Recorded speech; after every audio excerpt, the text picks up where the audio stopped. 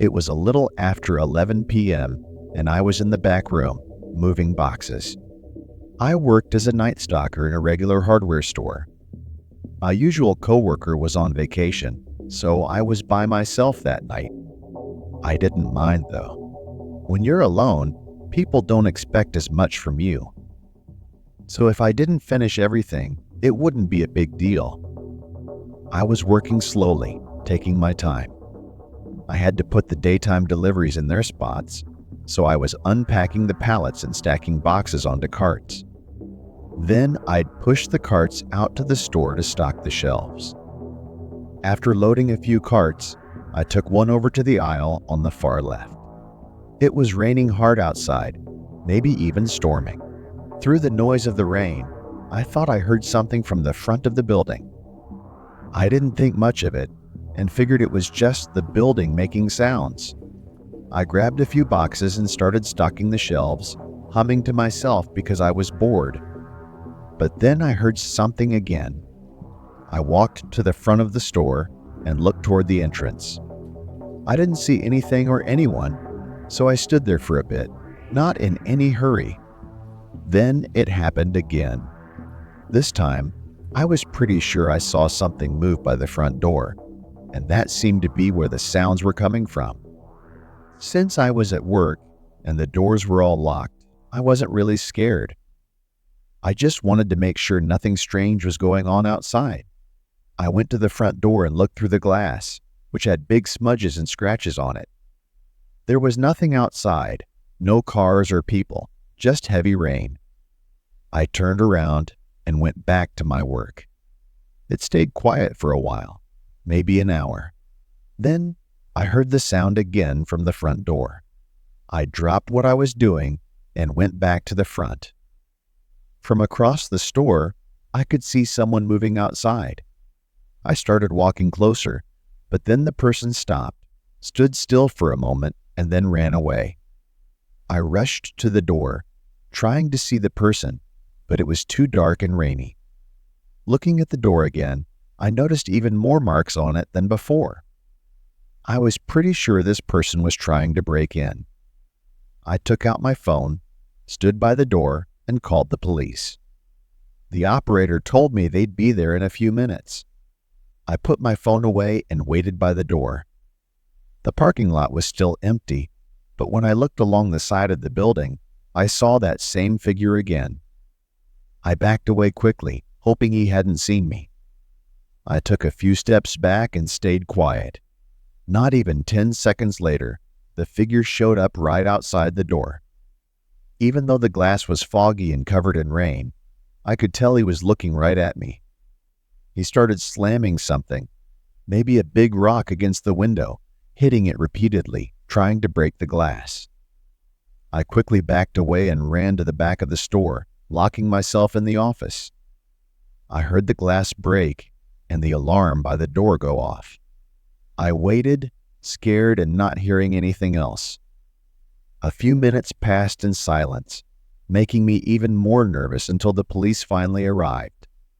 I heard them calling out and searching around until they reached the office, where I explained what happened. The guy wasn't in the store, so I guess he just left after breaking the glass. It felt strange and didn't make sense. Part of me almost wished he had stolen something, so I'd at least know what he wanted. But since he didn't, I still don't know why he was there, and that's what scares me even now.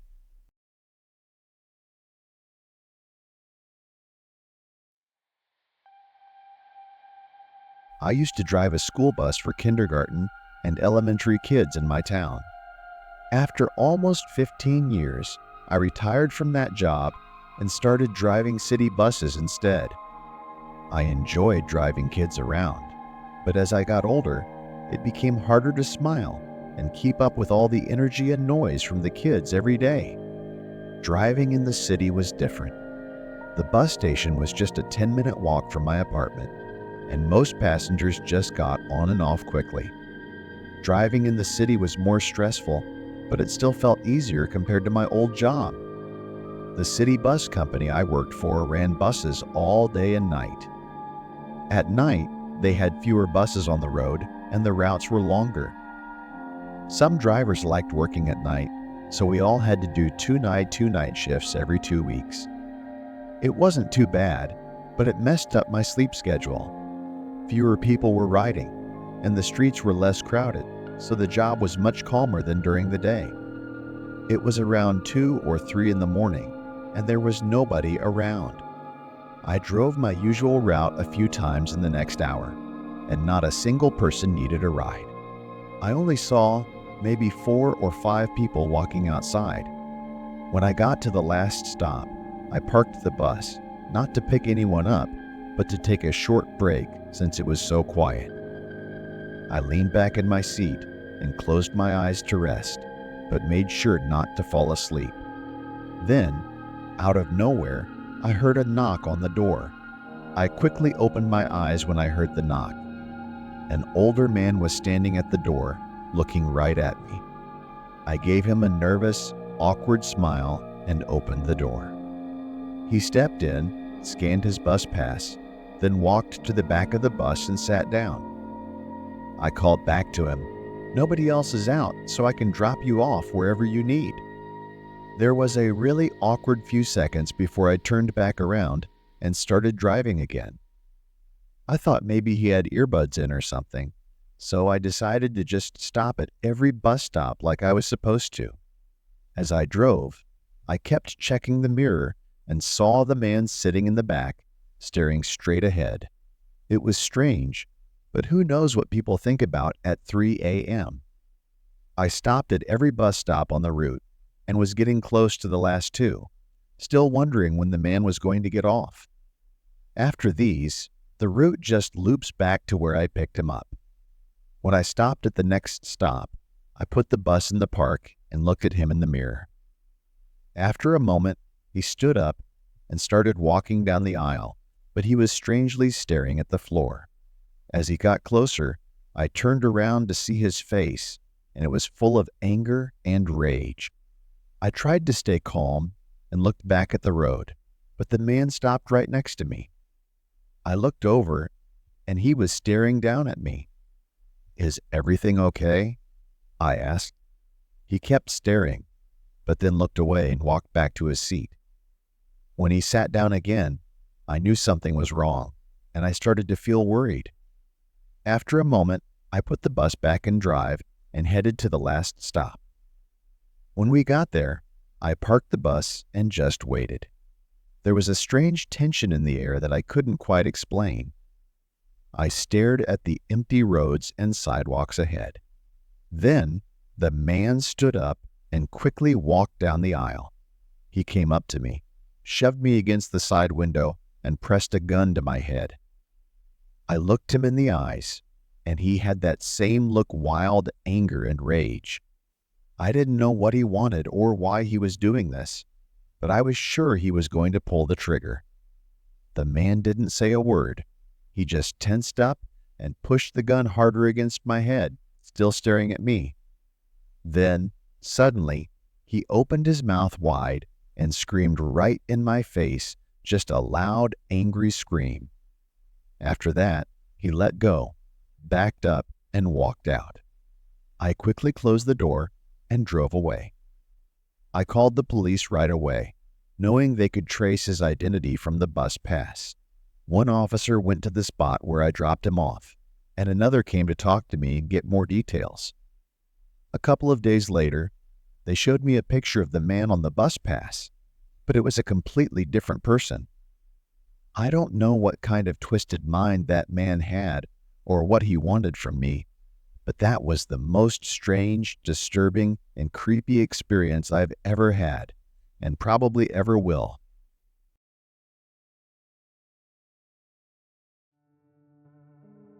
I worked at a library when I was in my mid-20s until I was in my early 30s. I had to work at night, restocking and organizing books. When I first got the job, they told me I'd work during the day, but a few months later, they created a new night job. The library was very big, in an old stone building in the middle of town, turned into a library. Because it was so large, It was hard for us to keep the books organized and restocked all day long. Nobody wanted the night shift because they only had one spot available, so the person would be working alone all night. I didn't want to do it either, but they said they'd pay me $2 extra an hour for working at night. That was a lot of money for me back then, so I agreed. A few months later, everything was going well. Even though the work was the same as when I worked during the day, it felt different. I didn't have to talk to customers or waste time helping them. I just did my job and listened to music, and no one bothered me. After a few months, I started to feel less comfortable at work. It was strange because I thought I'd feel more relaxed as time went on.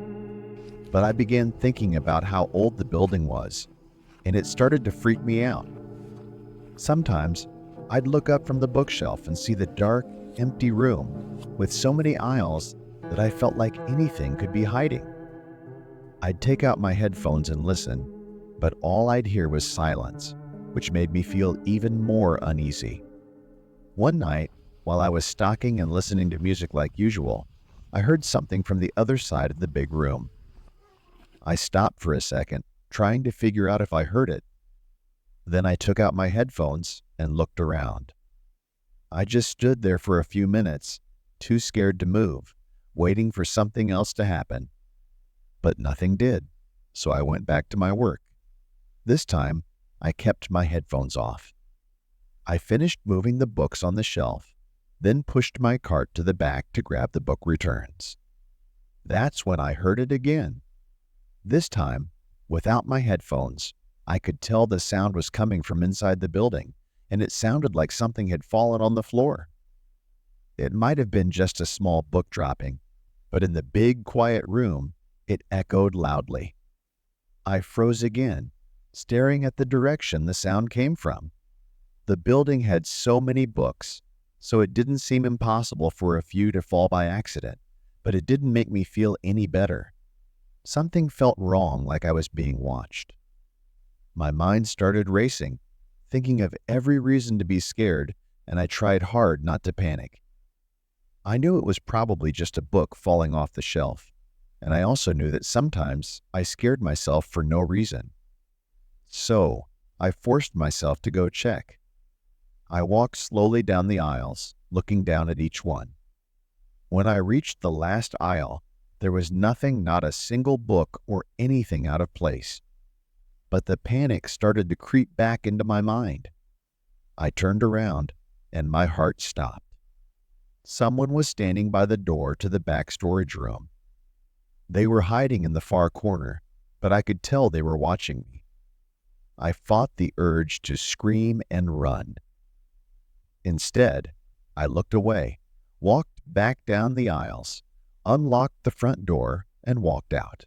As soon as I closed the door behind me, I ran around to the back of the building, got in my car, locked the doors, and called the police. I was shaking and crying.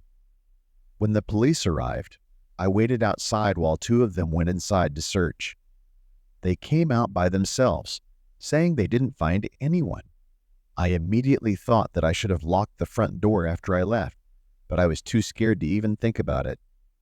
In the following days, my manager had us do a stock count, but nothing seemed wrong, no missing books or anything. It made everyone wonder if there had really been someone in the building, or if I had just imagined it. It sucked because a lot of my coworkers thought I was just making up some weird story to get out of working the night shifts. But I know what I heard, and I know what I saw. There was no mistake. Even after that scary night, I kept my job. They were nice enough to let me work day shifts for a month before I had to go back to nights. After that, though, nothing strange happened again. Now, I'm just left wondering what that man was trying to do.